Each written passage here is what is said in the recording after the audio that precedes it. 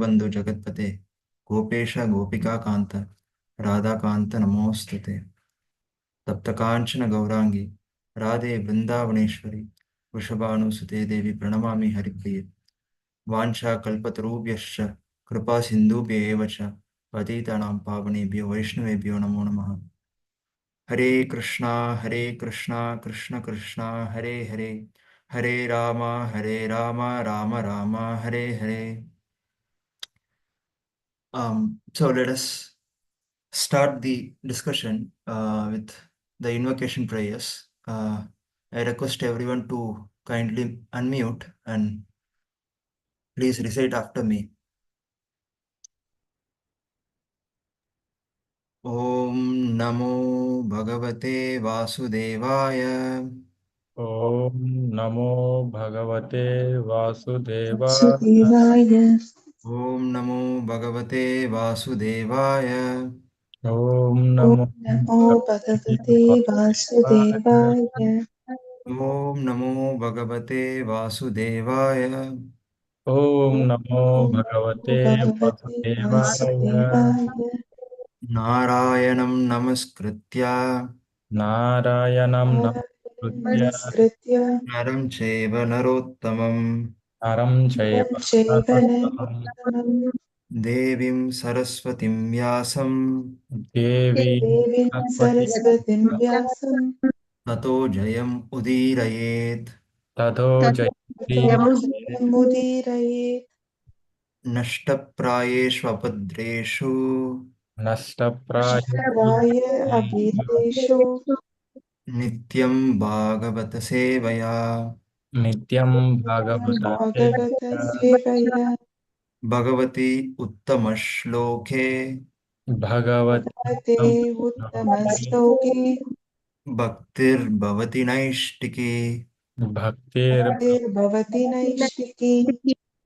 Yeah, thank you all. So, this is the third session on Srimad Bhagavatam, and already, I think, fourth session on Srimad Bhagavatam.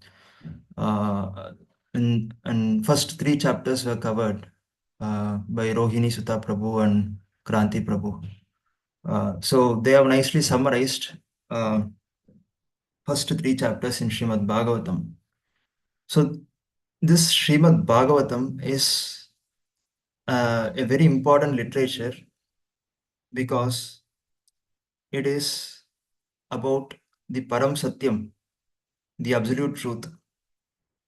So we have often discussed in our lectures different pastimes, and we also have heard of pastimes of Krishna performing uh, stealing of butter pastime, or Krishna dancing with gopis, or so on. There are so many pastimes in Dashamaskandam, in the 10th canto of Srimad Bhagavatam.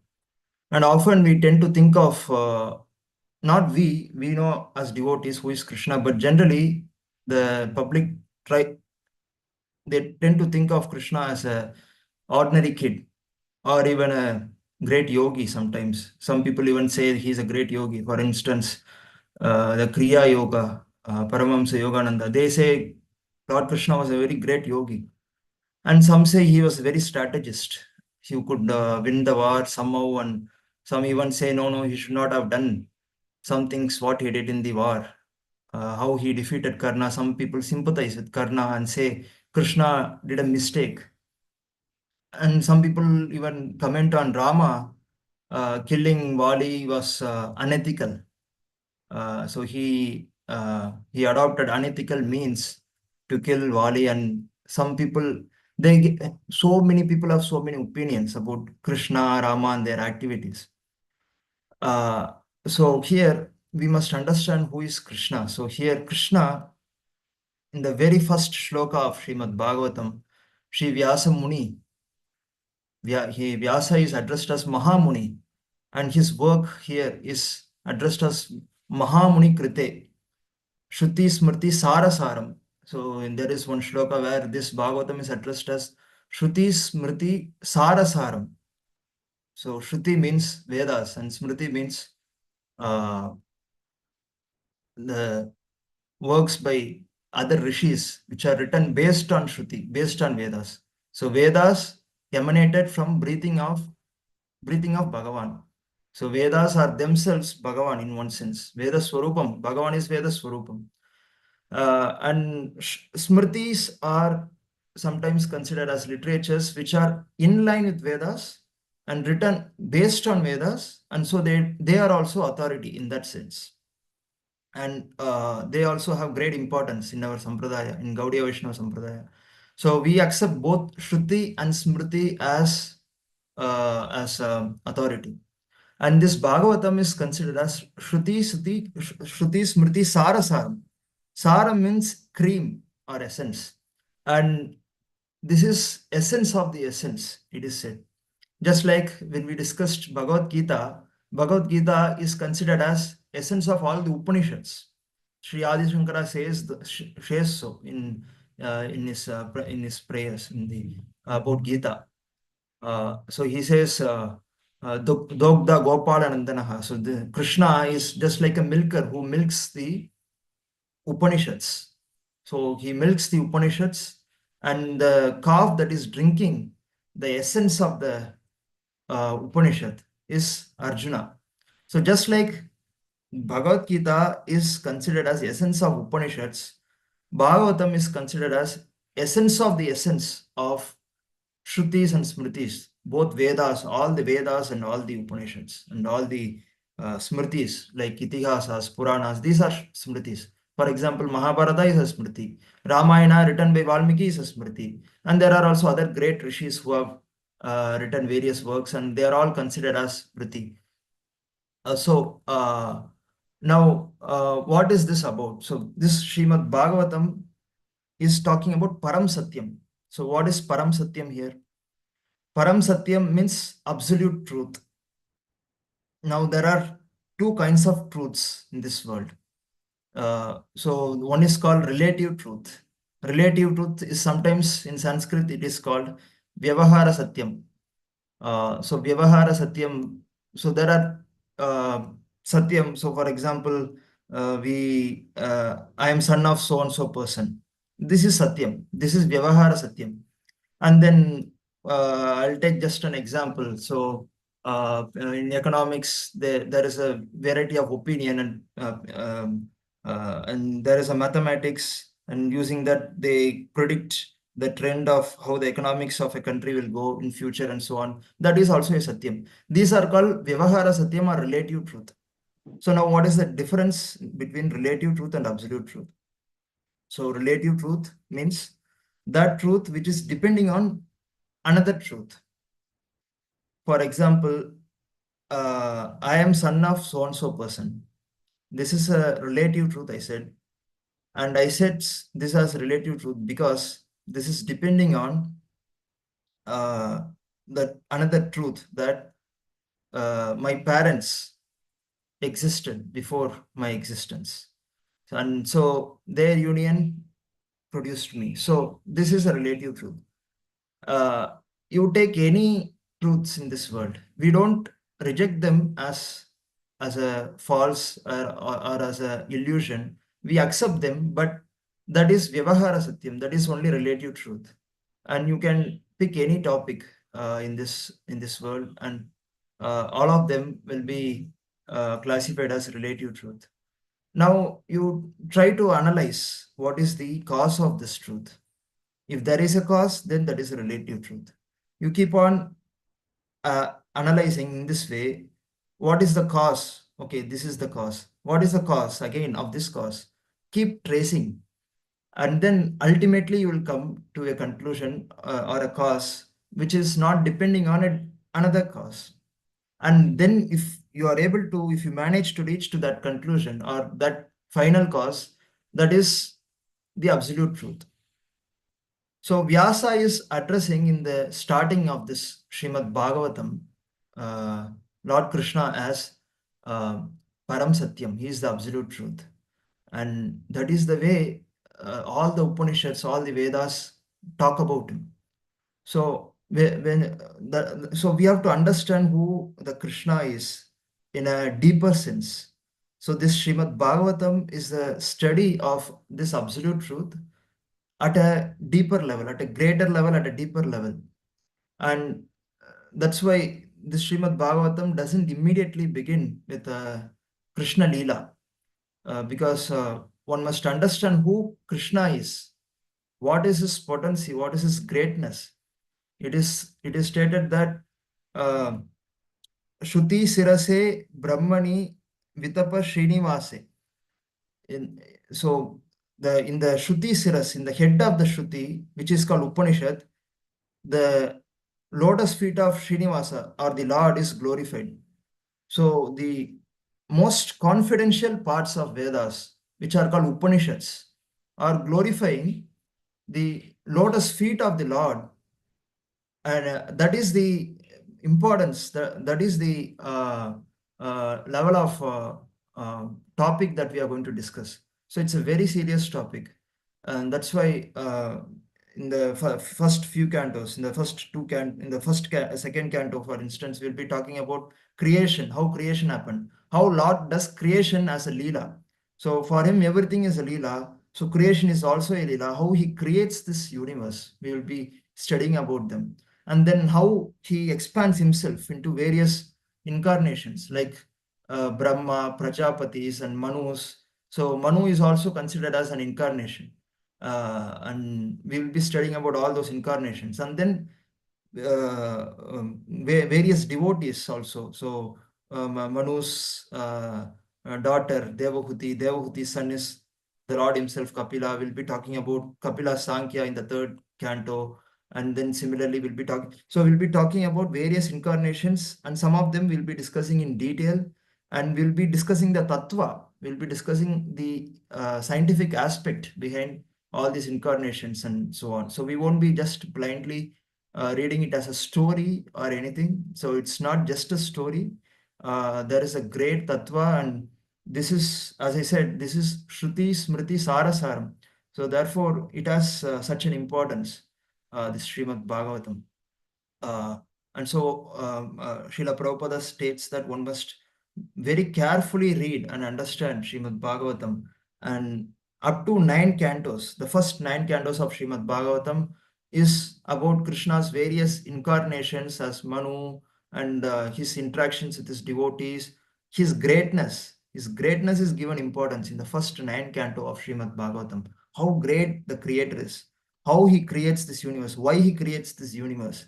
So such very important confidential topics are discussed in the first 9 cantos of Srimad Bhagavatam. And if one understands Krishna's greatness first, how he as a Purusha avatar creates this universe, not just creation, and then how he maintains this universe, how he himself comes as destroyer and destroys the universe, and after destroying the universe, he pulls back all the energy within him and goes to Yoga Nidra for another uncountable number of years. All that he does within himself.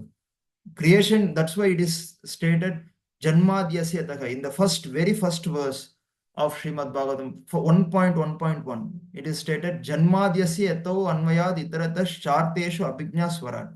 So it is he from Janma Adi means Janma, etc. So starting with creation, sustenance, and destruction. All this he performs as a Leela. Janmadhyasya yato anvayad itaratas charteshu abhijna swaran. So I was talking about absolute truth in the beginning. I mentioned absolute truth as the final cause of all the causes, that itself doesn't have any other cause. And that is called Param Satyam. So Param Satyam is the absolute truth that has no other cause for it. And the nature of that Param Satyam is that everything is starting from him. Yata imani bhutani jayante ena jatani jivanti. So all the jivas, they are born from him. All the entire universe is born from him. He maintains this universe in the period that it exists, and then he himself comes as destroyer. He destroys the universe and pulls back all the energy within him, and then again he does the next Srishti. Again he repeats the process. He maintains, he destroys, he pulls back everything. Again he does this repeatedly, and this he does for uncountable number of times. So we are just in a small universe, and in the 55th year of Brahma, and one day of Brahma itself is uncountable for us, uncountable number of years for us. It is 4.3 billion years. One day of Brahma, it is 1,000 kalpas, and each kalpa is 43 lakh years. So just one day of Brahma itself is so unimaginable number of years for us as humans from our perspective. And in that way, one lifetime of Brahma we can never imagine, and this is just a small event for him, and he does this creation, maintenance and destruction, pulling everything within him, and then he repeats this process for uncountable number of times. And that is the Virat Purusha, that is the Mahavishnu, who does this. So on this nature of absolute truth is Abhijna and Swaraj, and he is the supremely conscious. It is not that the absolute truth is insentient being. In fact, Prabhupada, he was writing one glorification verse on his guru, Sri Srimad Bhakti Siddhanta Saraswati Goswami. And he mentions that, "Oh, Bhakti Siddhanta Saraswati Thakur Prabhupada, you have proven that absolute truth is sentient." And Bhakti Siddhanta Saraswati Thakur used to like it so much. "You have proven that absolute truth is sentient." Sentient means supremely conscious, Abhijna. And he is supremely independent, Swarat. And we may think of Krishna as a small boy eating butter and so on. But here Vyasa says, Muhyanti yat Suryaha, even great demigods are placed in illusion by this boy who eats butter. That is the boy that we are talking about. We are going to talk about in Srimad Bhagavatam. So that is why it's very, very confident. It's very puzzling how a small boy, he does so many silly things and so on. But at the same time, he is also creator and maintainer and destroyer, and he places everyone in illusion. All of these are going to be extremely confusing sometimes. We may be bewildered, but when we understand it step by step, from one canto to the other canto, so on, then Bhagavan himself will clarify, just like we have one verse in Srimad Bhagavatam, Vidyade Hridaya Grantish Chidyante Sarva Samshayaha. So all the doubts are cut off, all the doubts, and at the end of ninth canto, one will not have any doubt.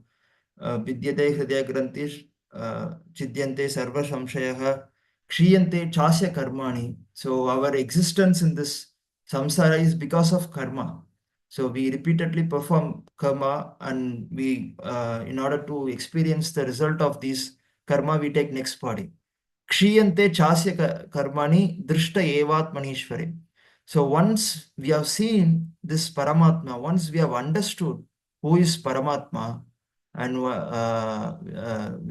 we develop attraction towards his activities, then there is no Kshiyante Chasya Karmani. All the karma which is binding us to this world will be immediately terminated. And that is the easiest process to get liberated from this material world. So I'll just quickly summarize what was discussed in the first 3 chapters. So in the Naimisharanya, great sages assembled before close to 5,000 years ago, and they were trying to perform a great yajna for 1,000 years. It's a Kshatriya yajna. And so they were performing this yajna for the welfare of the public. So as a sages, they don't have any other aim. Their only concern is how to help this public, how to help them come out of this, come out of the ignorance that they are currently in. So that is their only focus. That is their only concern. So for keeping this concern in the mind, they begin to ask few questions. One of them is, what is the Pumsam Ekantata Shreyaha? So what is the most ultimate welfare activity for human? And they also begin to other question, why Bhagavan was born to Devaki and Vasudeva, and what are his various incarnations? and what are his activities, how he creates as Purusha avatars, so on. So there are 6 questions that they pose to Suta Goswami. So Suta Goswami is here he is the head among all rishis. No doubt all the rishis were very, very great rishis, greatly accomplished rishis in terms of their realization, greatly mature. In fact, Saunakadi rishis, 4 Sanat Kumaras, they were present and they were themselves asking questions to Suta Goswami. So Suta Goswami was son of Roma Harshana.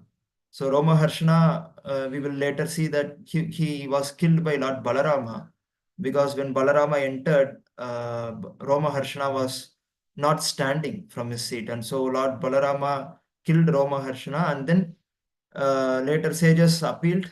So then his son, who is Suta Goswami, was selected as the head of all the sages in order to perform Kshatriyajna.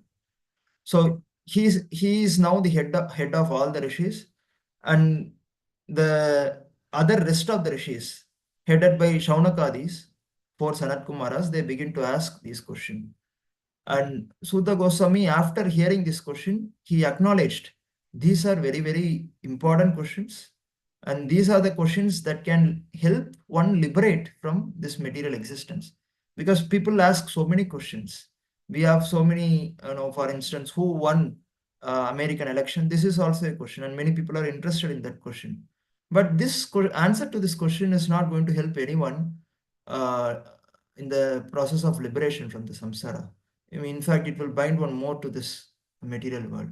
So, therefore, the questions that are concerning the activities of Bhagavan, they have the capacity to liberate a person.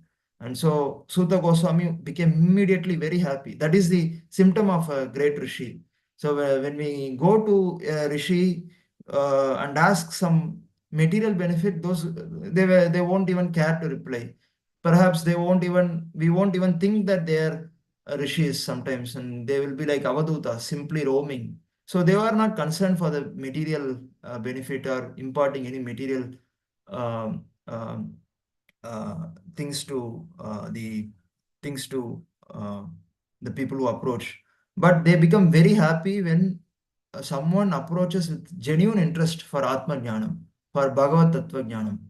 And immediately we can see that he became happy, and he started describing that Vasudeva is everything. Vasudeva is Paraveda. Vasudeva is Paramakaha. He is the ultimate. He is the Paratattvam. There is nothing superior to him, and he is the Tattva by which all the Vedas, by reading all the Vedas, the Tattva to be known is he himself, and by doing all the sacrifices, it is he that we want to worship. Paramakaha, Para Yogaha, and he is the Parajnanam.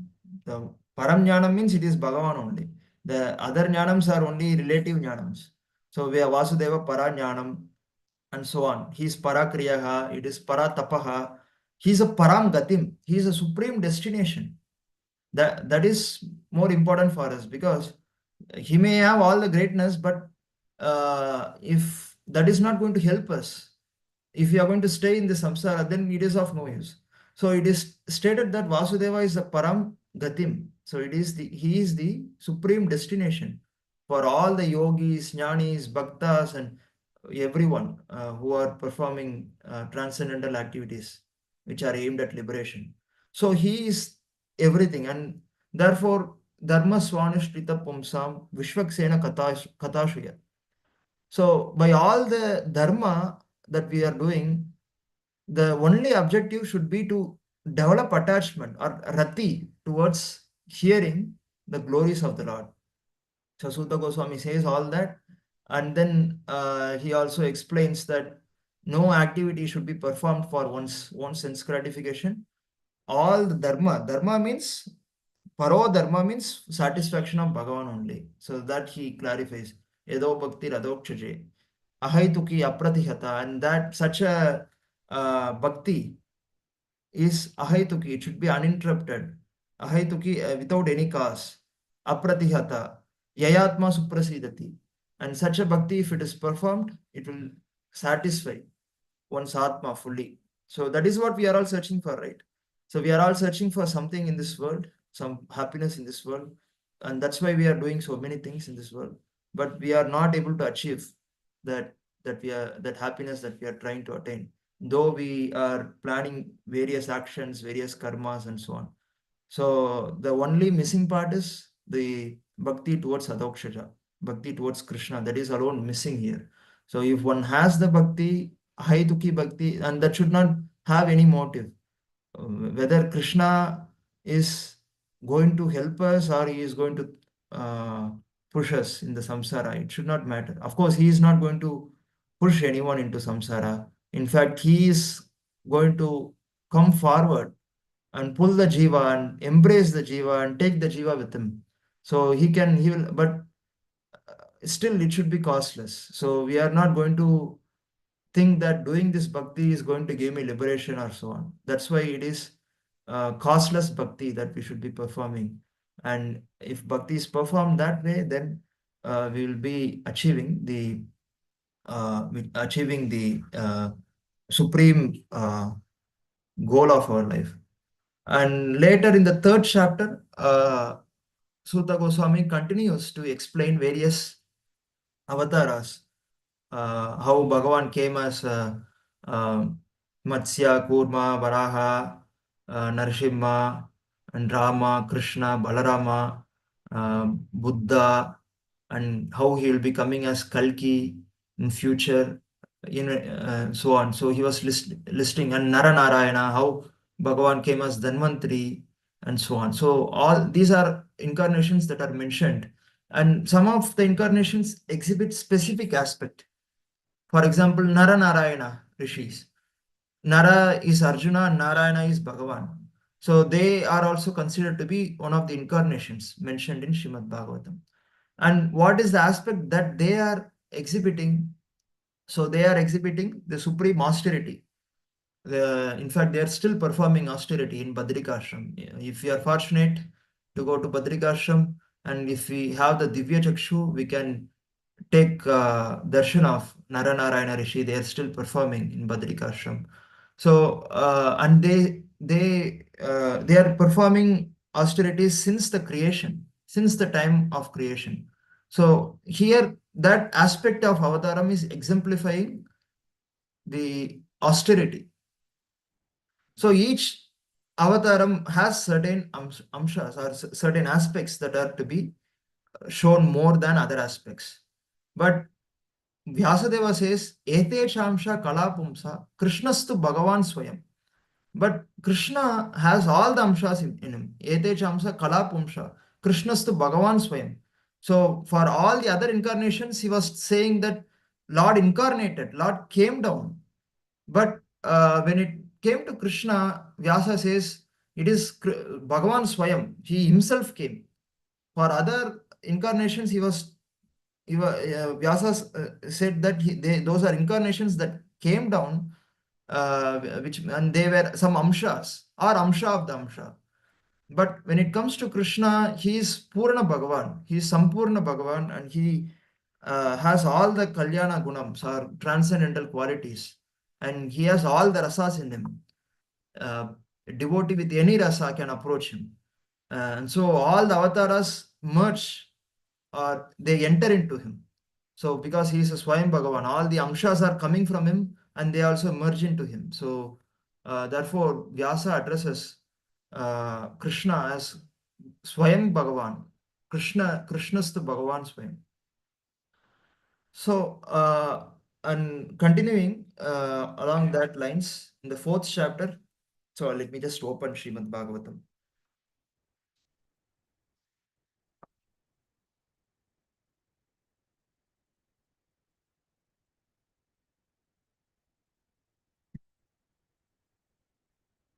So in the fourth chapter, it begins with Vyasa saying that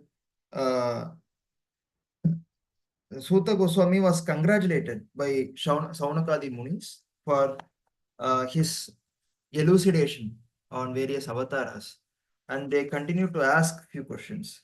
Shaunaka Uvacha, Suta Suta Mahabhago Vadana Vadatam Mara Katam Bhagavatim Punyam Yaddaha Bhagavan Shukaha.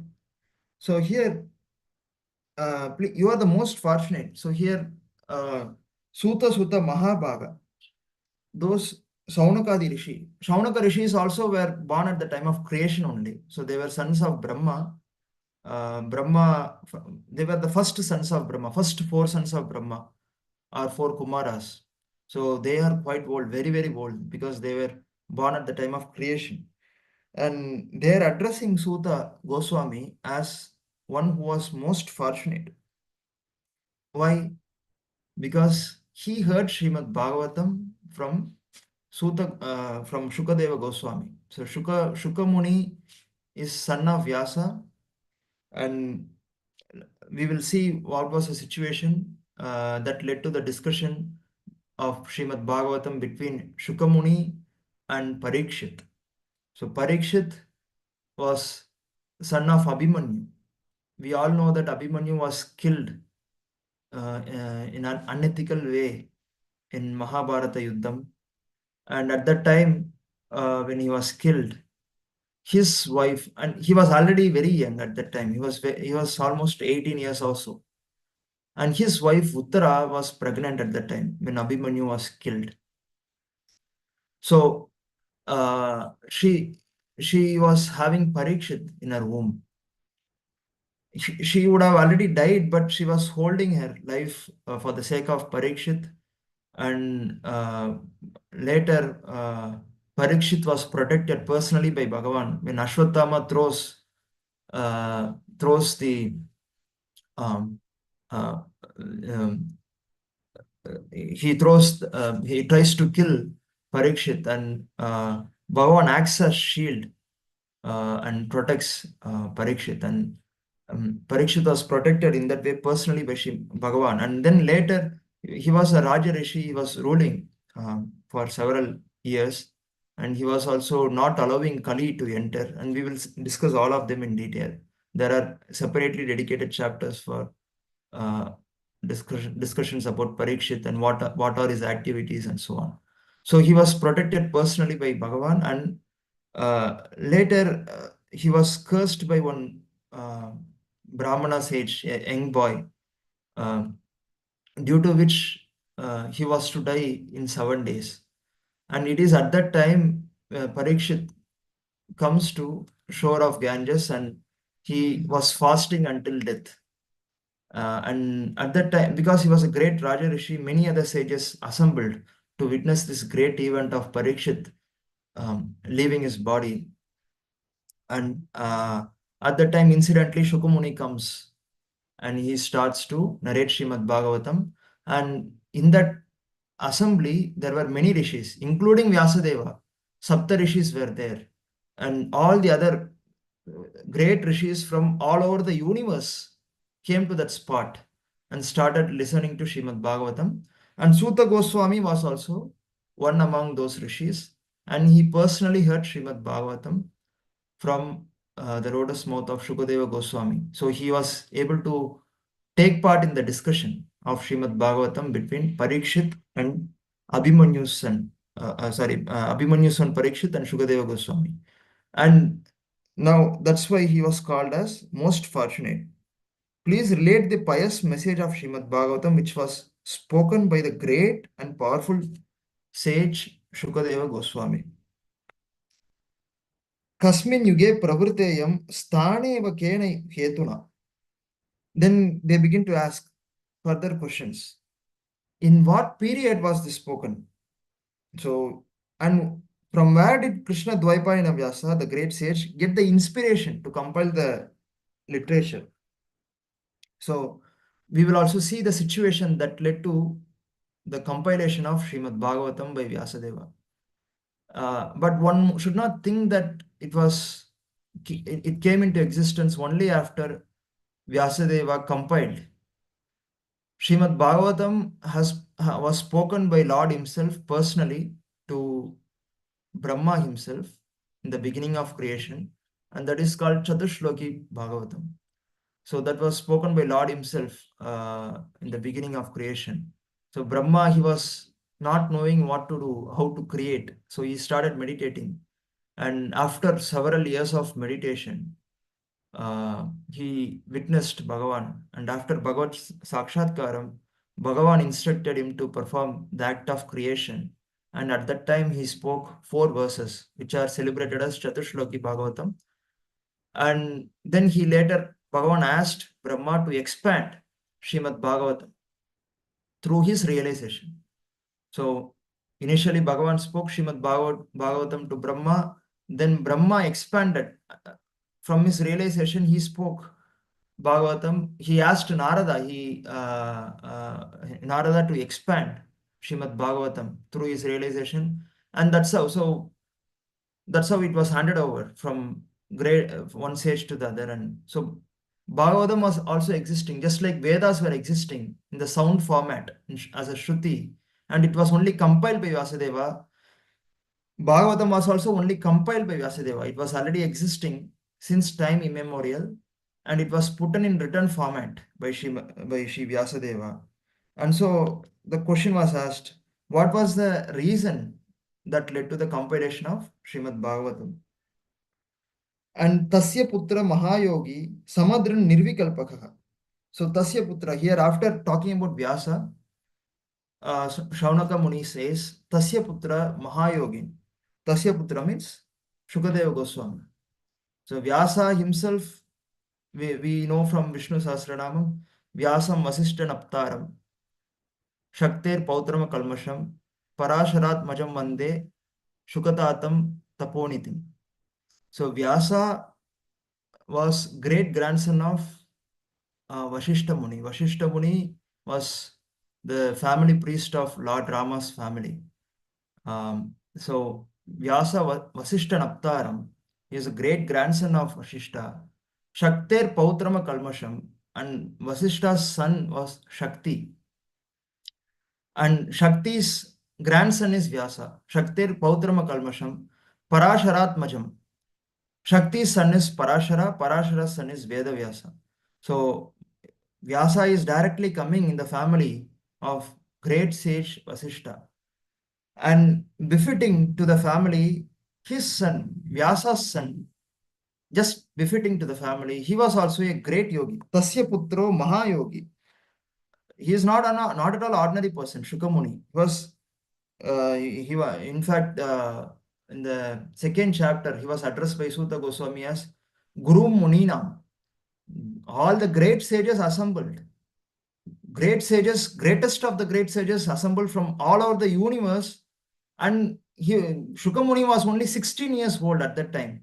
And all of them accepted Shukamuni as the greatest of all of them. Guru Muninam. Even for great Munis, he was Guru. Shukamuni. That was the caliber of son of Vyasa, Shukamuni. Tasya Putro Mahayogi, Samadrin Nirvikalpakaha. And it was also explained what was the nature of the vision he had. Samadrin Nirvikalpakaha.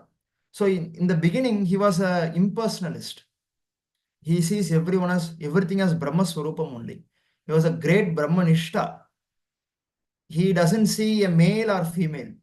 He only sees Brahma Swarupam everywhere. And that is a very blessed state. And Shukamuni was born like that.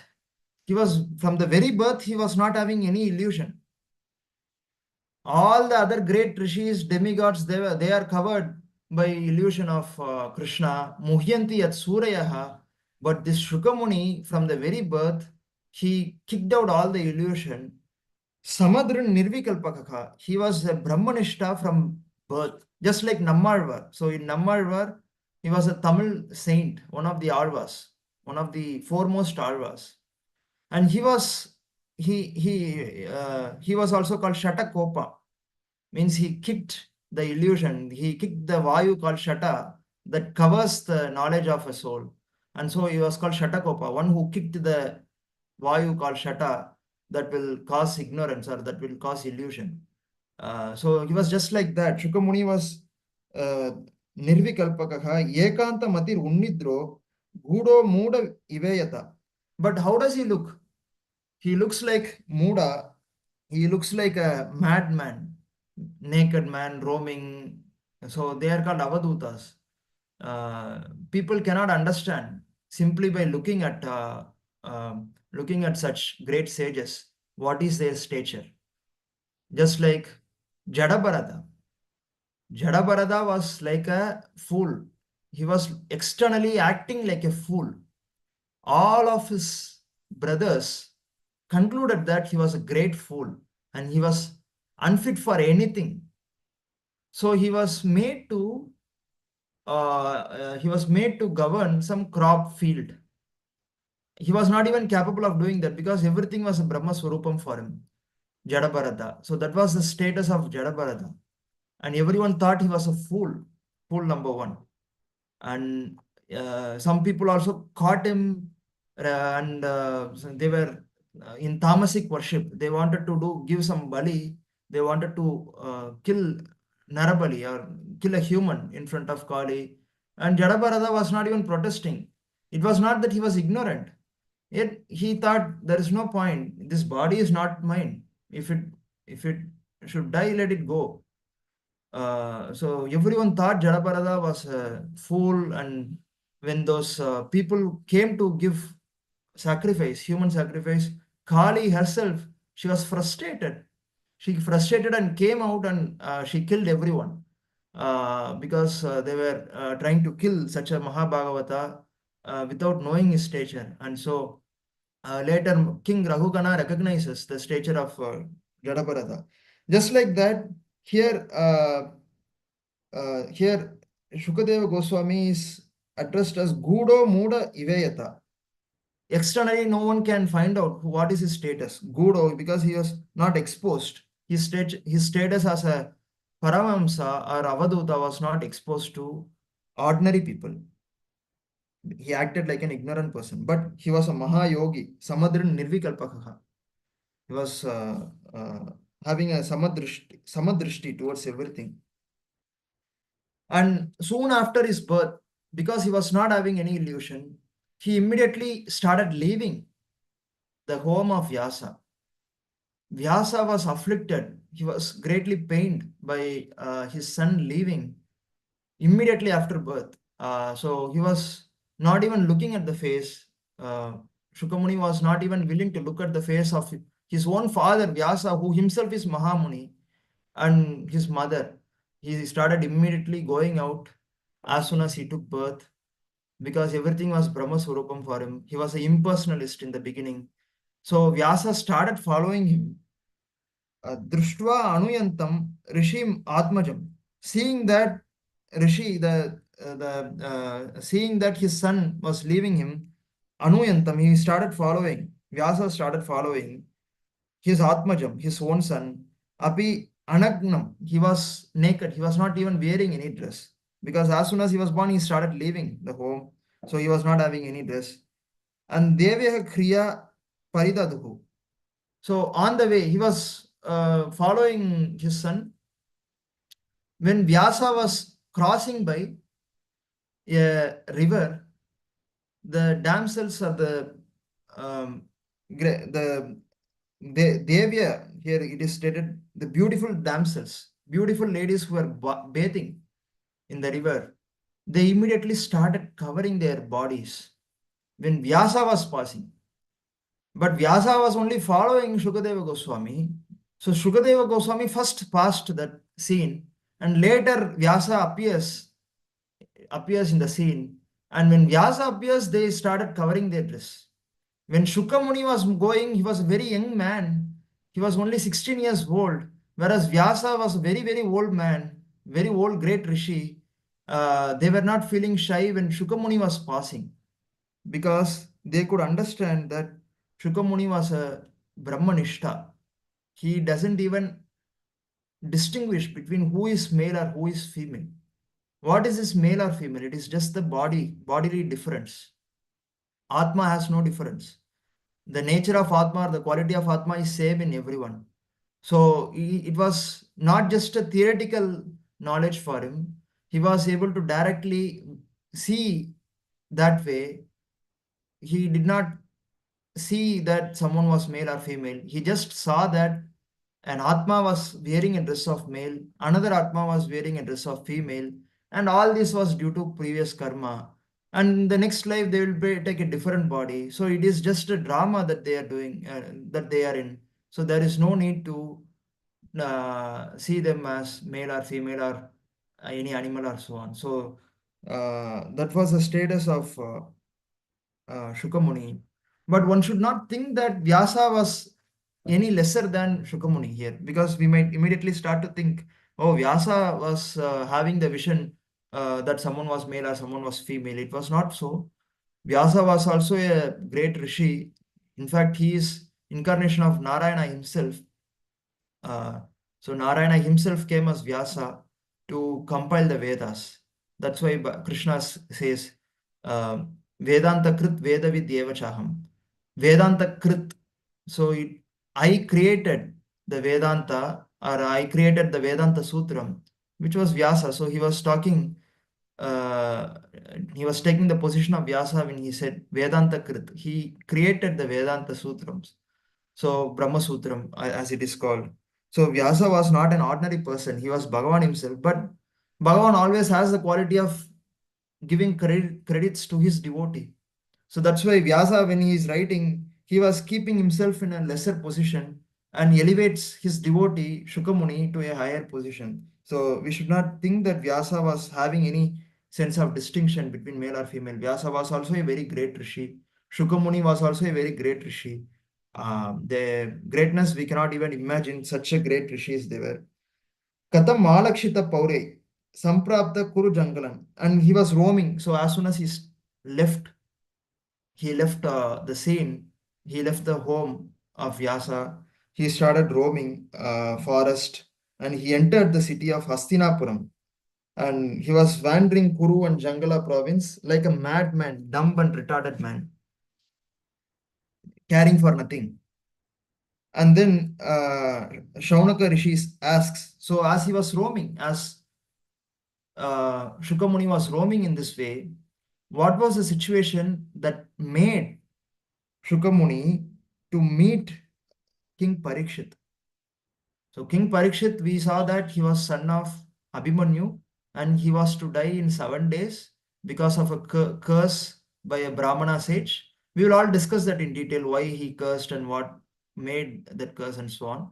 But now at this point, it is enough for us to know that, understand this question. So here Shaunaka Muni is asking, what was the situation that made King Parikshit to meet this great sage, so that making it possible for this great transcendental essence of the Vedas, Samvada Samabhuttata Yatresha Satvati Shruti.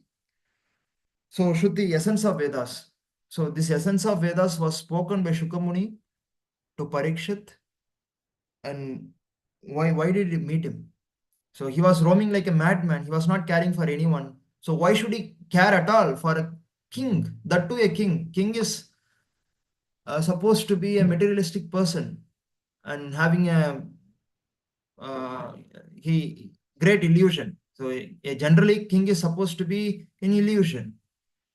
Because he thinks that he owns country and that he is the king of a certain country and he is the leader of certain praja and so on. So those are all product of illusion. So this Muni, he is having no illusion, zero illusion, and he was roaming like a madman. In that situation, why should he meet a king and speak Bhagavatam? It's so contradictory. So therefore, sages wanted to know the reason for this meeting. And what was this Shukamuni doing as he was roaming in the forest? He would go to every home and he would stand outside the home. Sago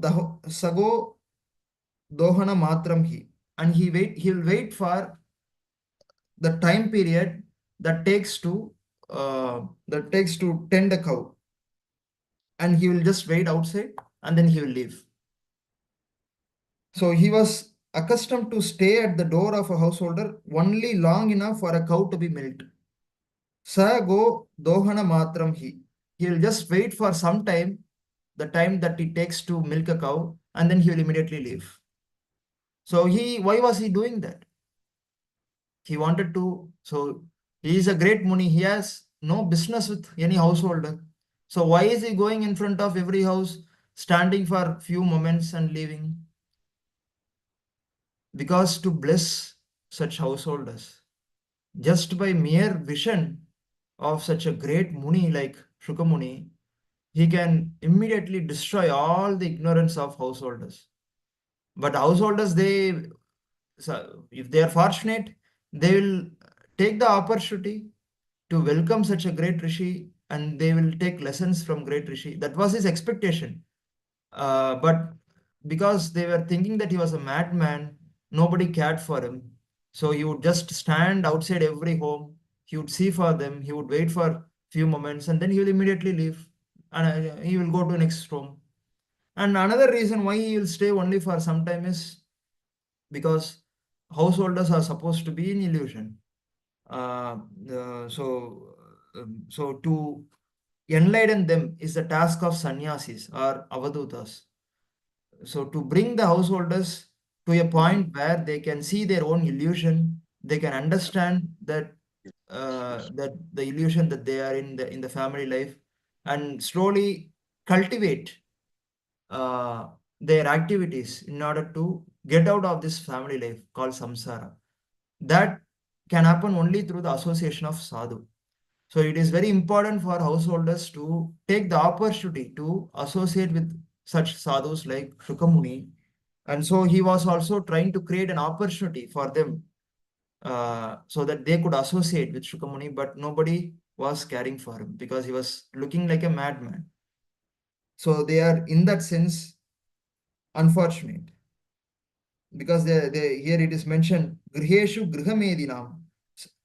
They are Grihamedis. It is directly said they are Grihamedis. Grihamedis means they are overly attached to the possessions, the house, the car, the building, the property, so on. So they are called Grihamedis, and so they were not caring for him. And also, a sadhu is not supposed to uh, take so much of association with the householder. So he should not spend much time.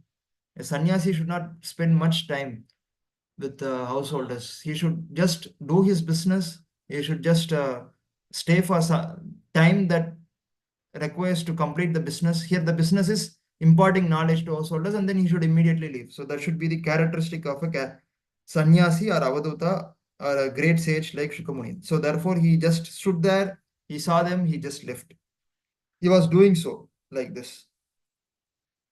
Abhimanyu Sutam Suta Prahur Bhagavada Uttamam. So here, Shaunaka Muni states that Abhimanyu Sutam, who is Parikshit, is said to be a Bhagavada Uttama. So as I said initially, Parikshit was to be killed by the Brahma Astram that was thrown at Uttara's home by Ashwatthama, and he was protected personally by Bhagavan.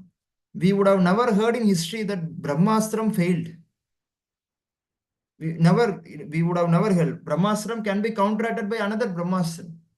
But here there was no another Brahmastram. It was only countered by Lord himself. Lord himself entered into the Uttara's home and protected Parikshit from the Brahmastram. And Parikshit was able to see all that. So he was able to see little Krishna who was near him, who was trying to protect him from the horrible heat of Brahmastram. And he was able to see all that. And that beautiful face rested in his mind forever. So he was not able to forget. So from the womb itself, Parikshit was a Raja Rishi.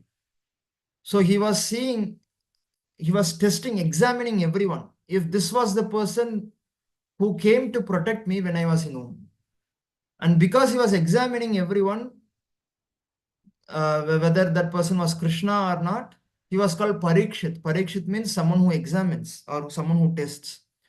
So therefore, because Krishna protected Parikshit, even when he was in the womb, Parikshit always had Krishna in his mind, and he was therefore a Bhagavata Uttama. He was greatest of all the Bhagavatas, it is stated here. And because he was the greatest of all the Bhagavatas, Tasya Janma Mahascharyam. His Janma, his birth itself is Mahascharyam. Isn't it? Because Brahmasram can never fail. But when Brahmasram was approaching Uttara's home, Uttara began running and she fell at the lotus feet of Bhagavan. Pahi Pahi Mahayogin Deva Deva Jagatpate. So please protect me from this Brahmasram. Pahi Pahi Mahayogin. Oh Bhagavan, oh you are the Mahayogi. Deva Deva Jagatpate. Oh Deva Deva, you can only protect me. Jagatpati, because you are the Jagatpati, you are the protector of the entire universe. Now this Brahmasram is coming to kill my womb, to kill the child in my womb. So please protect me. If he is, let me die instead of Parikshit. Let me die instead of the baby inside my womb. But please protect my child. And therefore Krishna protects. So Krishna, whenever someone surrenders to Krishna, it is assured, the protection is assured. So there is no need to fear when one takes shelter of Krishna. That's why Abhayam, Sattva Samshuddhi. So we have discussed the qualities of divine qualities, 26 divine qualities. And Abhayam, the fearlessness is one of those qualities. So one who has taken shelter of Deva Deva Jagatpati, there is no need to fear for anything. So therefore this Abhimanyu Sutam, the son of Abhimanyu, Parikshit, is considered as Bhagavata Uttama, greatest of all the Bhagavatas.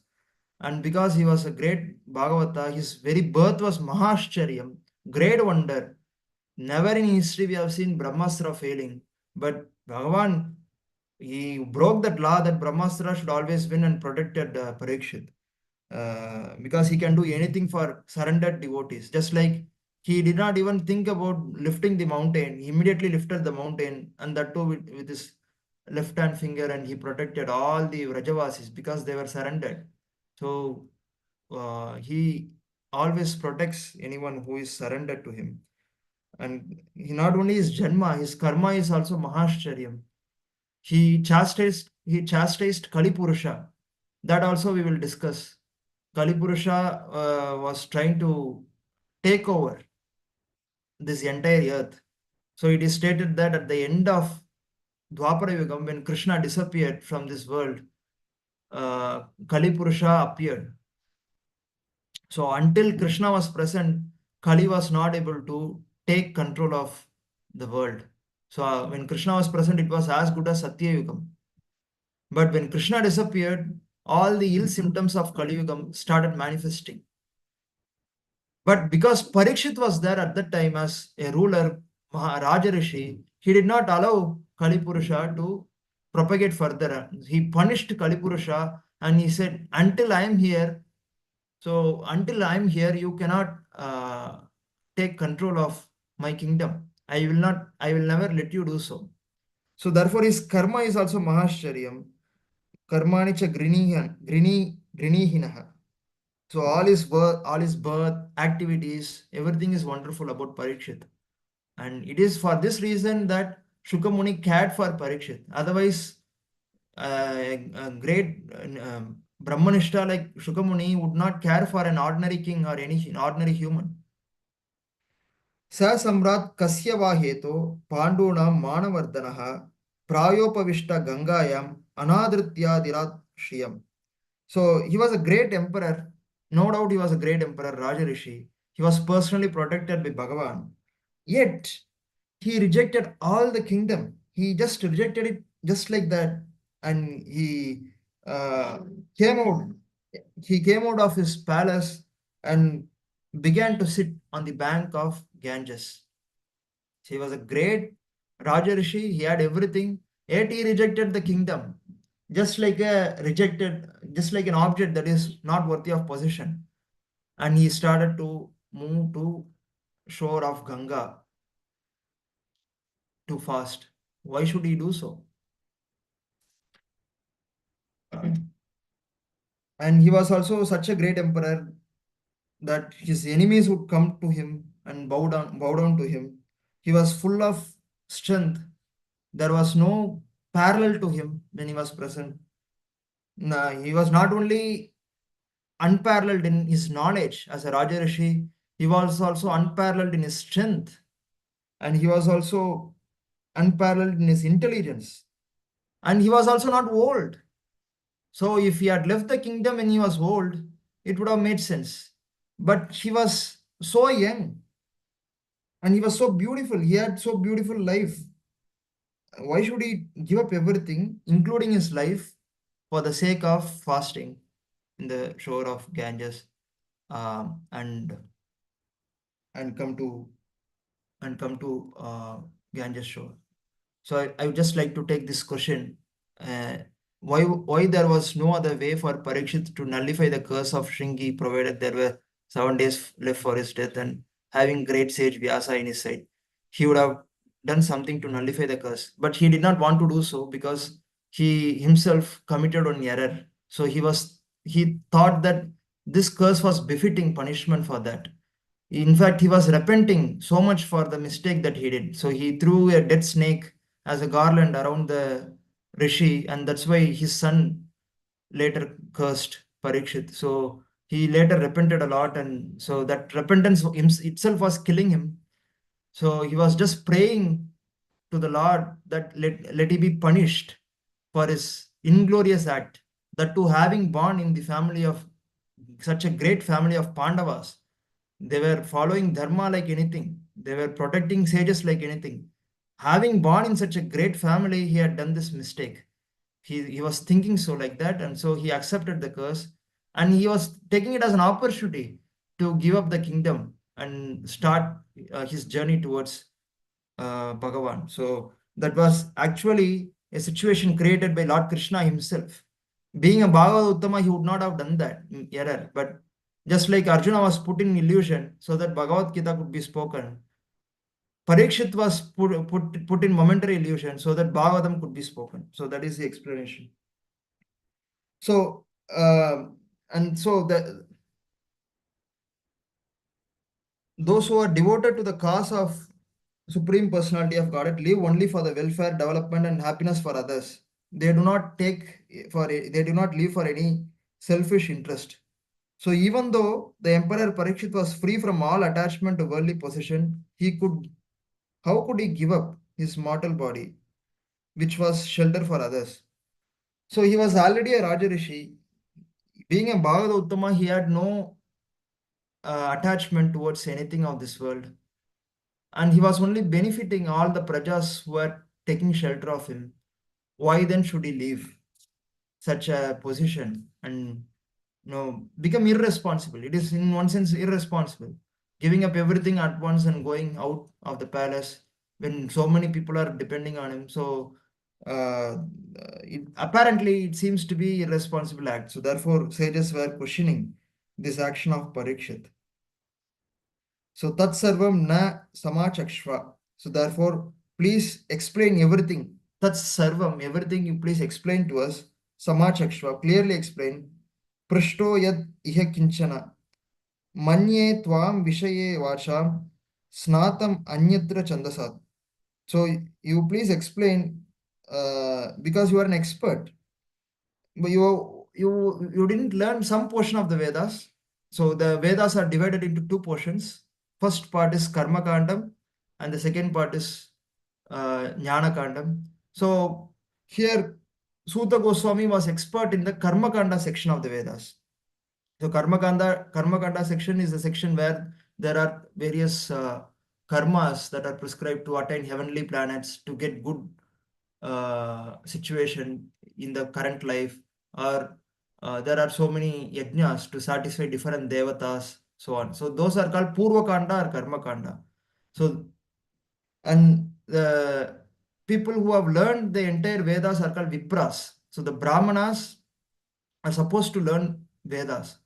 Veda Adhyayanam, every Brahmana should do. And then he can be called a Vipra. So Vipra means one who can recite Vedas. And those recitation should happen in a proper way, in a proper meter. And so there should be a training for reciting Vedas carefully. So Suta Goswami was not such a person. But he was an expert in Puranas. He was expert in Bhagavad Tattva Vijnana. And that is the only qualification we need. So please explain these answers to these questions. Then Suta started answering that he was explaining how Vyasa was born. Vyasa was born to Parashara. I already explained Parashara, and Satyavati was a fisherwoman. So Parashara and Satyavati, they united, and from Satyavati, Vyasa was born. And we know Parashara was son of Shakti. Shakti was son of Vashishta. So Vyasa is coming in the line of Vashishta's family. So Sutta Goswami started explaining all of it. So one day, what Vyasadeva was doing was he was sitting in the sitting on the banks of river Saraswati, and he started thinking. So the great sage was equipped in knowledge, could see through his transcendental vision. So he was able to see what was the situation in the age of Kali. So he could see that Shakti Hrasam, everything will be deteriorating, energies. Ashraddha Danam, nobody will be having any Shraddha in the Kali Yuga. And then Durmedan, they are not even intelligent. The ability to retain some concepts is also very less, and the grasping power is very less. Understanding ability is very less. Durbagam, and they are also very unfortunate.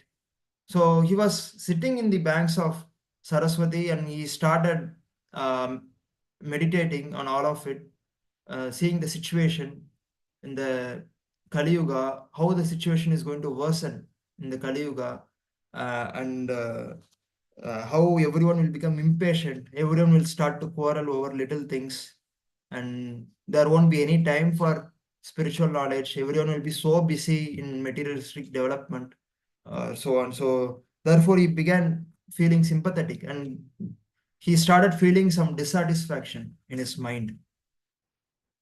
Then he began to consider that I compiled all the Vedas. I wrote all the Vedas. So Vedas were in the Shruti form, and they were very massive texts. I compiled them into 4 Vedas, and then I entrusted 4 of my disciples, Paila, Vaishampayana, Jaimini, and one other, Angiras. So I entrusted these 4 rishis, these 4 Vedas, and I asked them to propagate. Then I wrote the Mahabharatam, the Puranas, Itihasa Puranam cha Panchamo Veda Uchyate. So these Itihasas and Puranas were written by Vyasadeva, and it is considered as Panchamo Veda Uchyate. Rig, Yaju, Samartha, Rig, Yajur, Sama, Adarvakya, Vedaschatwara Udrutaha, Itihasa Puranamsha Panchamo Veda Uchyate. So then these 5 Vedas, 4 Vedas plus Itihasa Purana, all of them I compiled. I did so much. I already did so much. Yet there is some dissatisfaction for me. Only because the people in Kali Yuga, they are very dull-witted. I compile, I put it in written format. What else should I do for them? If I leave like this, then there is no scope for them. And I don't know whether they are capable of understanding Vedas also. And I don't know whether they are even capable of understanding Itihasas or Puranas also. I personally wrote Brahma Sutra myself. So Brahma Sutra is an analysis, taking various ambiguous portions in the Upanishads. And he wrote Brahma Sutras for clarifying those confusing portions in the Upanishad. In fact, Srimad Bhagavatam itself is considered as commentary on Brahma Sutram. That is the opinion of Sri Jiva Goswami, one of the 6 disciples of Lord Chaitanya. So Jiva Goswami was a very, very great acharya, and his opinion is this. His opinion is that this Srimad Bhagavatam itself is commentary on Brahma Sutram. So Brahma Sutram is meant to clarify very confidential portions of the Vedas. I did that also. Then what else is missing? Something is missing. So he started thinking that way. All these learned scholars in their turn, so he started thinking in this way. Why was he doing that? Because he was very kind. Tayeva Veda Durmede Dharyante Purusharyata Evam Chakara Bhagavan Vyasa Kripana Vatsalaha. So Vyasa, he was dissatisfied because he was Kripana Vatsala. He was worrying for us only, thinking about us. In the Kali Yuga, they won't have any time to read Purana or Vedas or anything. What should I do for them? And so, Stri Shudra Dvijabandhunam Traina Shruti Gochara Karma Shreyasi Mudanam Shreye Evam Bhavediha Iti Bharatam Akhyanam Kripaya Munina Kritam.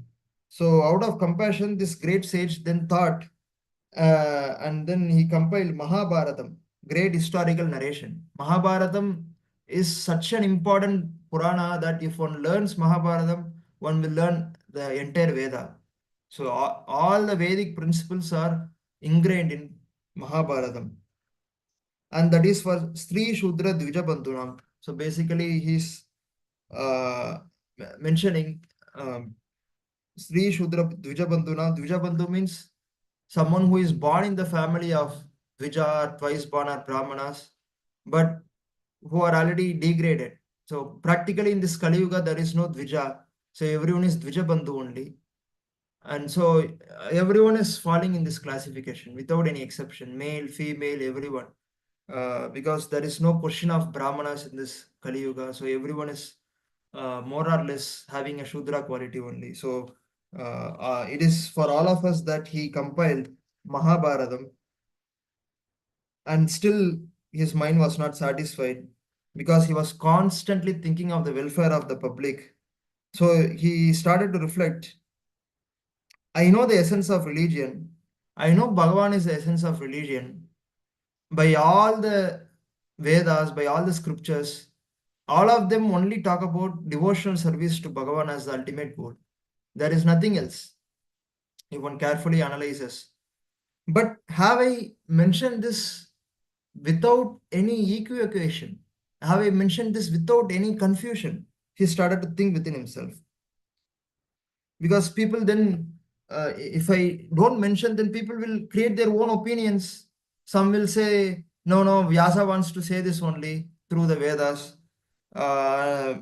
Due to various opinions, and people will start to misinterpret Vedas. And in fact, there is one Vakyam in that says that Shruti and Smriti Sutram, they started to fear people sometimes, seeing that they will misinterpret them. So there is one Vakyam that Veda Vakyam I just forgot. So Shrutis themselves start to fear such a person who tend to misinterpret Vedas. So thinking in that way, he concluded that I'm not pointed out that devotional service to the Lord is the only task to be performed. Perhaps I confuse them with so many opinions, so many Puranas. And at that time, Narada appears. So whenever just like Arjuna was in confusion, Bhagavan himself, as a guru, he appeared and he cleared the illusion of Arjuna. Just like that, when Vyasa was in confusion, Vyasa compiled everything, did everything, yet he was feeling confusion or some vagueness in his mind because he did not say clear-cut principle of devotional service. There was no literature that only talked about Bhagavan. There was no literature that only talked about Bhagavad Bhakti as the Parao Dharma. If you take Mahabharatam, it talks about all Purusharthas, Dharma, Artha, Kama, Moksha, and so on.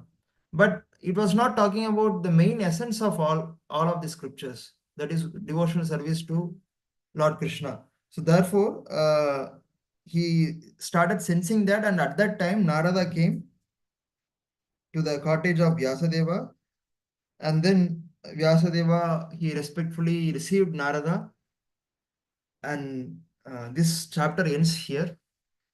So we will continue the discussion. What Narada instructed Sri Vyasadeva, and how his Vyasa's confusion was removed. And then after his confusion was removed, he started writing Srimad Bhagavatam. So we will see those beautiful instructions of Narada. And Narada himself states how he was benefited by Bhagavata Dharmam.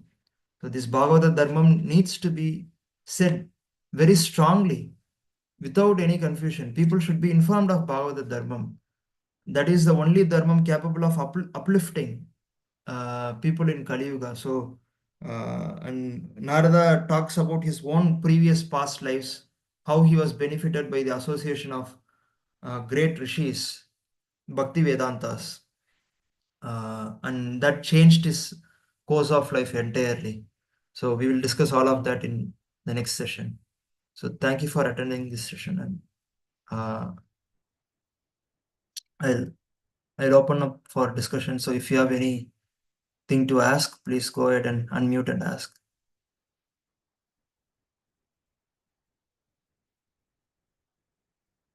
Okay, so if there is nothing else, then I think we will end this session. Grandaraj Srimad Bhagavatam ki jai. Jagat Guru Srila Prabhupada ki jai.